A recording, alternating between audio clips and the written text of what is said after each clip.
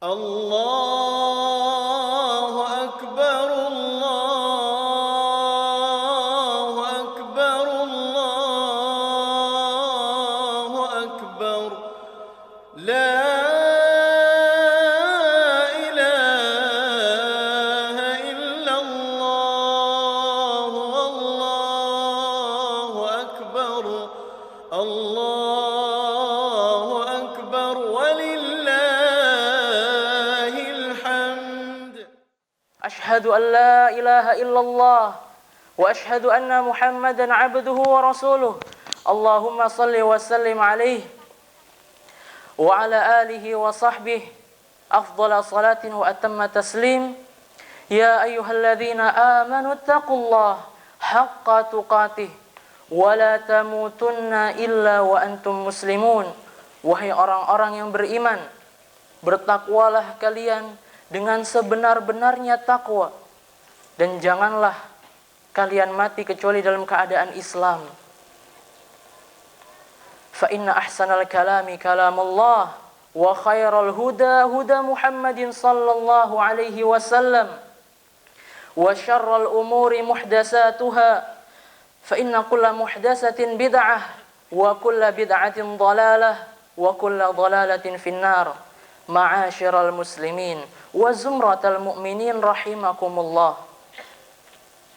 Hari ini hari raya, hari yang istimewa, hari yang besar bagi kaum muslimin di berbagai penjuru dunia, hari yang dianjurkan bagi setiap muslim untuk berbahagia. Akan tetapi pada hari raya kali ini, tahun ini terasa berbeda dengan hari raya pada tahun-tahun sebelumnya. Mungkin pada hari raya di tahun-tahun sebelumnya kita dapat merayakan hari raya dengan bebas berpergian. Kita bisa merayakan hari raya, bisa berkumpul tanpa aturan. Itulah nikmat Allah.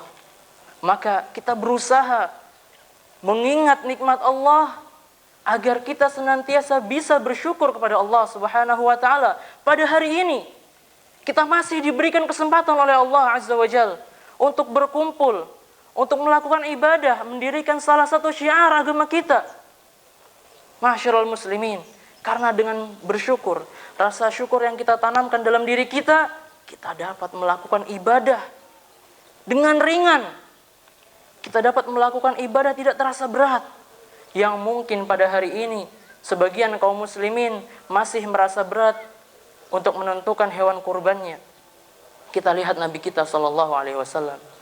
Nabi kita Muhammad sallallahu alaihi wasallam, beliau kakinya bengkak. Kaki Nabi sallallahu alaihi wasallam bisa bengkak karena salat. Dikatakan kepada beliau alaihi salatu wasallam, "Ya Rasulullah, ya Rasulullah, qad ghafarallahu laka ma taqaddam wa ma ta'akhkhar." Sudah usai ya Rasulullah, sudah selesai. Allah Subhanahu wa taala telah menjamin bagimu surga, telah memaafkan dosa-dosamu. Tapi apa kata Nabi kita sallallahu alaihi wasallam? Afala akunu 'abdan syakura? Tidaklah aku menjadi hamba yang bersyukur. Allahu akbar. Allahu akbar. Allahu akbar. La ilaha illallah wallahu akbar. Allahu akbar walillahil hamd. Pada bulan Dzulhijjah, berkaitan dengan adanya hari raya Idul Adha, kemudian adanya syariat menyembelih hewan kurban, sering disebutkan kepada kita kisah Nabi Ibrahim agar kita mengambil pelajaran, agar kita bisa meneladani Nabi Ibrahim alaihi salatu wassalam.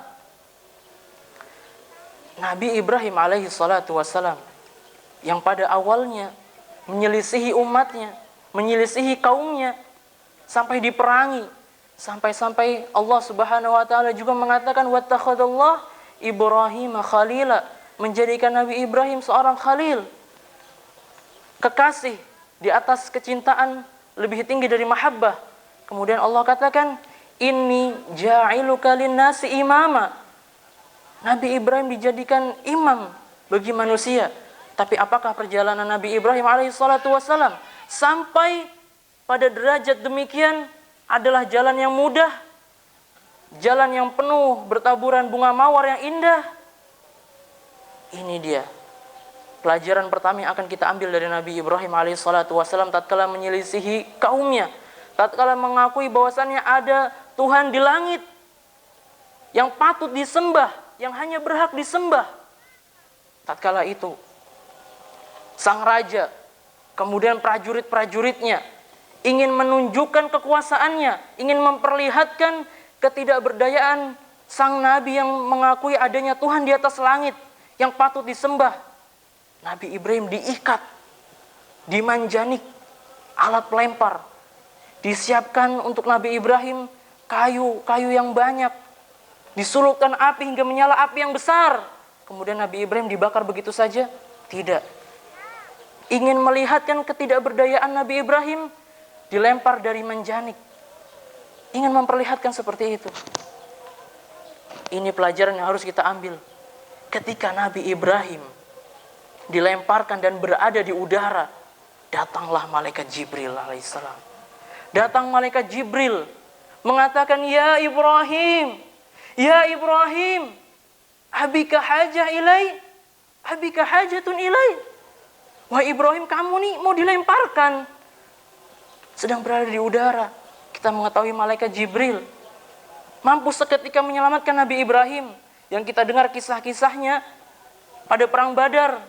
Belum sampai pedang-pedang kaum muslimin pada saat itu ke leher-leher musuh, akan tetapi kepala-kepala kaum Quraisy, kafir Quraisy sudah berjatuhan. Mampu malaikat Jibril. Dan Nabi Ibrahim sedang berada di keadaan yang sangat terdesak. Berada di udara.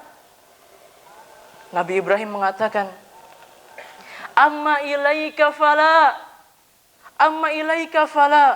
amma ilallahi na'am. Adapun aku butuh kepadamu, tidak, kata Nabi Ibrahim. Adapun kepada Allah, iya. Pada saat ini kita mengetahui bahwasannya bagaimana Nabi Ibrahim alaihissalam dijuluki seorang bapak tauhid. Begitu besar keyakinan beliau bahwa Allah Subhanahu wa taala akan menolongnya.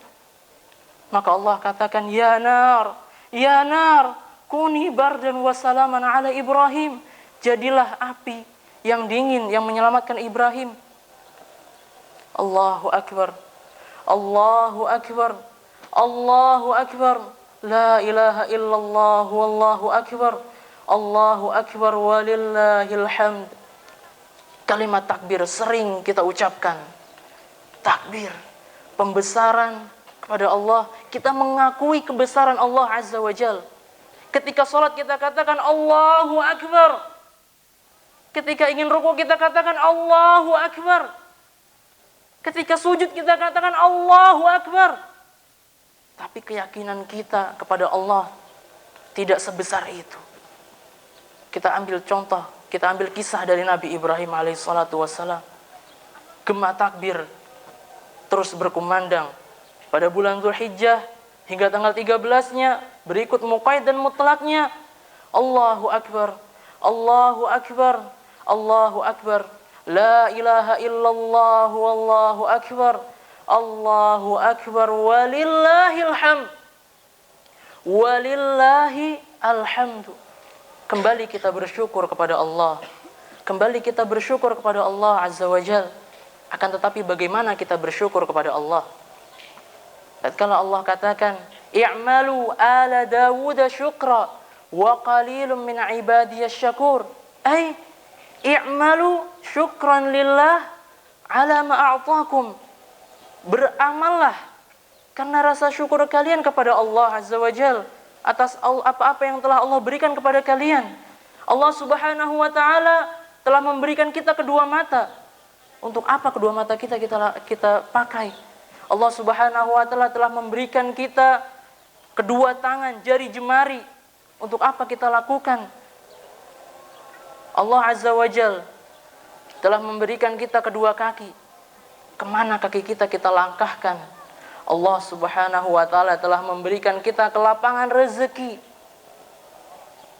Dan pada hari ini tepatnya, sudahkah kita menentukan hewan kurban? Nabi kita alaihi salatu wassalam, tatkala sempit, beliau berkurban dengan 2 ekor domba. tatkala sempit. Ketika Allah Azza wa Jalla luaskan rizki beliau, beliau berkurban dengan 100 ekor. Nabi kita Muhammad sallallahu alaihi wasallam, kemudian kita sebagai umat yang enggan berkurban. Allahu akbar. Allahu akbar. Allahu akbar. La ilaha illallah wallahu akbar. Allahu akbar walillahil hamd. Kemudian kisah Nabi Ibrahim alaihi salatu wasallam yang berkaitan dengan syariat menyembelih hewan kurban. Tatkala itu Nabi Ibrahim alaihi salatu wasallam meminta keturunan, meminta anak kepada Allah Azza wa Jalla. Nah, ini bisa kita jadikan pelajaran. Mungkin sebagian kita mengatakan bahwasannya saya sudah berdoa kepada Allah Azza wa Jalla untuk memenuhi hajat-hajat saya. Akan tetapi sampai hari ini Allah Subhanahu wa taala belum mengabulkan doa-doa saya. Ketahuilah hal tersebut karena hikmah Allah. Allah yang akan mengganti yang lebih baik untuk kalian. Mungkin sebagian kita berdoa menginginkan anak dan keturunan. Mengatakan saya sudah berdoa setahun penuh dan pada saat ini saya belum dikaruniai keturunan. Kita katakan Nabi Ibrahim alaihi salatu wassalam baru dikaruniai seorang anak ketika umur beliau hampir 100 tahun. Allahu akbar. Allahu akbar. La ilaha illallah wallahu akbar. Allahu akbar walillahil hamd.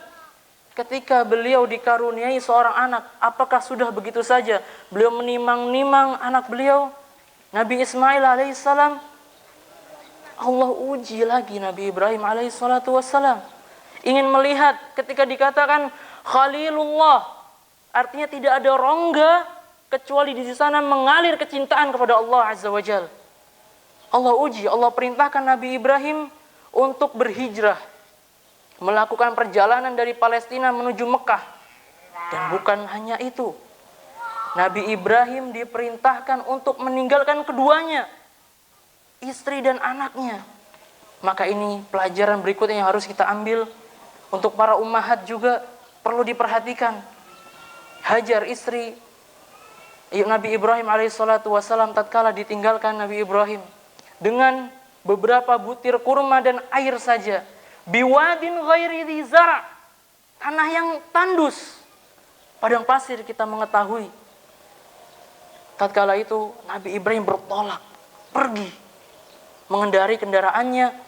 Kemudian Hajar memanggil Nabi Ibrahim, "Ya Ibrahim, ya Ibrahim, aina tadhhab? Ila man taqiluna?" Dalam riwayat lain disebutkan ila man tatrukuna. Wahai Ibrahim, kita ini berdua di sini dititipkan sama siapa? Engkau tinggalkan sama siapa kita? Nabi Ibrahim alaihissalatu wassalam tidak menjawab, tidak menoleh. Kita mengetahui Nabi Ibrahim alaihissalatu wassalam, perasaannya seorang ayah. Karena ini perintah Allah Azza wa Jalla. Kemudian kembali lagi Hajar mengatakan, "Ya Ibrahim, ila man tatrukuna?" Kita dititipkan kepada siapa di sini? Nabi Ibrahim belum menjawab. Kemudian yang terakhir, Hajar sadar bahwasannya dari istri seorang Khalilullah, seorang nabi, mengganti pertanyaannya, Allah alladhi amaraka bihadza? Allahu alladhi amaraka bihadza? Apakah Allah yang menyuruhmu untuk melakukan ini? Nabi Ibrahim menjawab, "Iya." Kata Hajar, "Faradit fa innallaha la yudayyi'una." Karena Allah tidak mungkin menyia-nyiakan kami. Begitu pula ketika para ummahat, para istri diarahkan oleh para suami untuk melakukan hal yang baik, untuk kebaikannya, maslahatnya, maka Allah tidak akan menyia-nyiakan hal tersebut. Mungkin sebagian istri jenuh untuk mentaati suaminya, akan tetapi Allah Subhanahu wa taala tidak menyia-nyiakan hal tersebut. Sudah jelas ditegaskan oleh Nabi Muhammad SAW, mudahnya bagi seorang wanita memasuki surga asalkan mengerjakan salatnya 5 waktu, kemudian berpuasa yang wajib, kemudian mentaati suaminya. Allahu akbar. Allahu akbar. La ilaha illallah wallahu akbar. Allahu akbar walillahil hamd. Tidak cukup sampai di situ. Ketika Nabi Ismail alaihissalam tumbuh, dipertemukan dengan Nabi Ibrahim alaihissalatu wassalam, Allah subhanahu wa ta'ala kembali menguji Nabi Ibrahim. Allah subhanahu wa ta'ala mengatakan, menceritakan Nabi Ibrahim berkata kepada putranya, Ya bunayya inni ra'aitu an fil manami adbahu. Wahai anakku, aku melihat dalam tidurku, dalam mimpiku. Artinya Allah subhanahu wa ta'ala menyuruh Nabi Ibrahim untuk menyembelih anaknya. Fanzur ma tara. Nabi Ibrahim meminta pendapat kepada anaknya, bagaimana menurutmu? Dan inilah yang bisa kita ambil pelajaran kembali untuk santri-santri sekalian, terutama yang baru, ketika diarahkan oleh kedua orang tua hal-hal yang baik, untuk tetap memondok di pesantren, untuk maslahat kalian. Lihat jawaban Nabi Ismail alaihissalam. Ya abati fa'al ma tu'mar satajiduni insyaallahu minas sabirin. Wahai ayahandaku, lakukanlah apa yang kau telah diperintahkan. Sesungguhnya engkau akan mendapati aku insyaallah termasuk orang-orang yang bersabar. Begitulah ketika kita dihadapkan dengan suatu kondisi yang tidak mengenakan bagi diri kita, kita hanya cukup bersabar. Pada zaman ini terutama, yang Nabi SAW jelas-jelas mengatakan, Inna min waraikum ayyamus sabr. Ini hari-hari seperti ini, akhir zaman. Hari-hari yang gak ada obatnya kecuali kesabaran. Allahu Akbar. Allahu Akbar. Allahu Akbar. La ilaha illallah wallahu akbar. Allahu akbar walillahil hamd. Kemudian tentang daging sembelihan hewan kurban yang terakhir adalah Allah katakan, Innallah la yanalullah luhumuha wala dima'uha walakin yanaluhu taqwa minkum. La yanalullah luhumuha wala dima'uha. Tidak sampai kepada Allah darah-darah, tidak sampai kepada Allah daging-daging sesembelihan itu. Yang sampai kepada Allah adalah takwa kalian. Jangan kira ketika kita menyembelih hewan yang terbaik, kita memilih kemudian menyembelihnya, ibadah kita langsung diterima oleh Allah Azza wa Jalla. Bahkan Allah Subhanahu wa taala berfirman, "Innama yataqabbalullah minal muttaqin." Allah menerima amalan-amalan hanya dari orang-orang yang bertakwa. Kemudian nasihat yang terakhir di penghujung khutbah ini untuk para laki-laki, para pemimpin keluarga, ingatlah di pundak-pundak kalian terdapat tanggung jawab untuk menyelamatkan keluarga-keluarga kalian. Bukan dari kefakiran, bukan dari kemiskinan dan kelaparan. Allah katakan, Ya ayyuhalladzina amanu qu anfusakum wa ahlikum nara. Selamatkanlah diri kalian dan keluarga kalian dari api neraka. Maka akan ditanyai oleh Allah Subhanahu wa taala pertanggungjawaban ini. Dan tentu saja menyelamatkan diri kalian lebih utama terlebih dahulu. Maka bersungguh-sungguhlah sama-sama kita di atas sunnah, mendalami sunnah dan ilmu. Kemudian untuk para ummahat, di tengah-tengah perkembangan zaman dan maraknya teknologi, adanya aplikasi, Allah Azza wa Jalla katakan, wala tabarrajna tabarrujal jahiliyatil ula. Ini wanita-wanita janganlah bersolek, menampilkan keindahannya di khalayak. Akan tetapi muncul berbagai aplikasi yang menampilkan wanita-wanita berhijab sekalipun. Maka Allah katakan, dan di mana firman Allah, waqarna fi buyutikunna, tetaplah di rumah-rumah kalian, akan tetapi muncul keluar tetap di media sosial. Subhanallah. Dan juga tidak lupa yang selalu Nabi SAW pesankan di hari Aid. Ya ma'syaran nisa, tasaddaqna, fa inni ra'aitukunna aktsara ahlin nar. Wahai para perempuan, bersedekahlah, karena aku melihat kebanyakan penghuni neraka dari kaum kalian. Mengapa demikian? yakfurnal ashir wal ihsan. Mengkufuri kebaikan-kebaikan suaminya, tidak mengakui kebaikan-kebaikan suaminya, tidak taat kepada suaminya. Maka kata Nabi SAW, maka tunjukkanlah bahwasannya diri Rasulullah, kemudian Allah Azza wa Jalla lebih kalian cintai, kemudian tebuslah diri-diri kalian dari api neraka. Tatkala itu Bilal bin Rabah mengadakan sorbannya, dan para wanita pada saat itu, semoga Allah Subhanahu wa taala meridhai mereka, melemparkan kalung-kalungnya, gelang-gelangnya bersedekah. Subhanallah. Kemudian santri-santri sekalian, bersabarlah, terus berusaha. Ingat, tujuan kita berada di pondok pesantren adalah menuntut ilmu. Jangan baru sebulan, terutama anak-anak yang baru sebulan, 2 bulan sudah tidak betah berada di pesantren. Ingat, yang menyelamatkan kita adalah ilmu kita. Sebagaimana dikatakan para ulama salaf, pintu terbesar bagi iblis untuk merusak anak Adam adalah kebodohan atas agamanya. Kemudian untuk generasi keempat al-mahad yang ingin meninggalkan al-mahad, cintailah ilmu. Terus kembali mendalami ilmu agama. Jangan bosan-bosan. Karena kita tidak tahu, kita akan terjerumus ke dalam fitnah. Hati ini lemah, jiwa suka goyah. Zaman pun sudah berubah. Dikhawatirkan kita tidak akan bisa mempertahankan hidayah.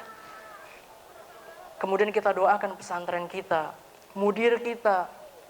Semoga semuanya menjadi lebih baik. Sesungguhnya segala yang terjadi atas hikmah Allah. Kita doakan negara kita, negeri kita, pemimpin-pemimpin kita, presiden kita agar menjadi lebih baik. Allahumma inna syukra laka kulluh wal khaira kulluh wa irja'ul amru ilaika kulluh. Allahumma inna nas'alukal huda wat tuqa wal afafa wal ghina.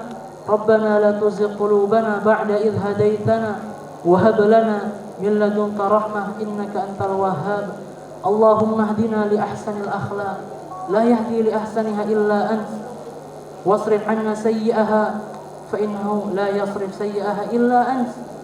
Rabbana taqabbal minna innaka antas samiul alim wa hab lana min ladunka rahmah fa innaka ghafurur rahim.